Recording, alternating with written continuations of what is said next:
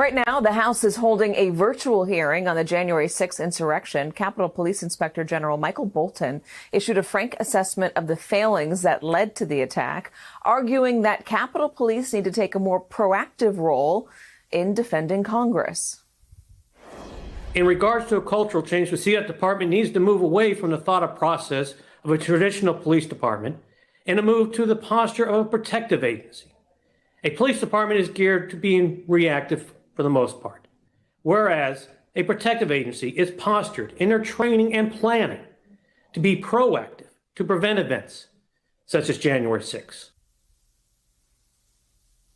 Bolton's report, which has been obtained by NBC News, outlines how Capitol Police leadership missed or overlooked crucial intelligence ahead of the riot, including an explicit warning that Congress itself was the target. It also details how Capitol Police were warned that Donald Trump's big lie about election fraud was attracting white supremacists and militia members with the propensity for violence, and how the department had poor equipment and a lack of training to respond to the siege. A whole lot more than just that in that report. Joining me now is NBC News correspondent Garrett Haake. So, Garrett, give us a little bit more of what the IG found and tell me, frankly, is it going to garner any bipartisanship on this subject?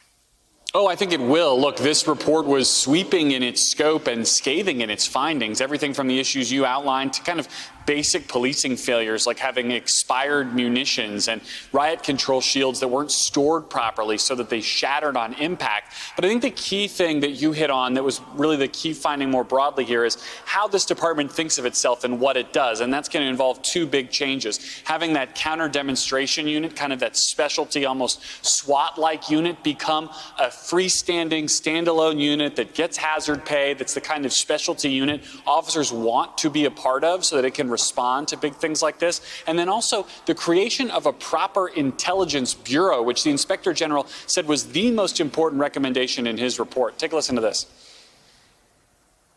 We need a intelligence bureau. Right now, it's considered an intelligence division. It comes under the Protective Services Bureau. It needs to be a full service, comprehensive bureau. And some of the elements, and you'll probably see in our subsequent flash reports where we're going to be recommending some elements within the Capitol Police to be moved over to that intelligence bureau. It needs to be elevated to a bureau level. Katie, you asked about bipartisan support. There is bipartisan agreement that some of these changes need to be made, and that will take more money. There's a supplemental spending bill that should be unveiled perhaps as early as this week and voted on hopefully by the end of this month that would throw more money towards Capitol Police taking on some of these changes. The other bipartisan change I think we might see here is the structure of the Capitol Police, which reports to a board, is different from any other police department in the U.S. That seems increasingly likely to get thrown out in favor of something a little more flexible soon, I think, as well, Katie. Garrett Haake on Capitol Hill. Garrett, thank you very much. Hey, thanks for watching our YouTube channel. You should know that you can follow today's top stories and breaking news and catch up on your favorite MSNBC shows all in one place. Download the NBC News app today.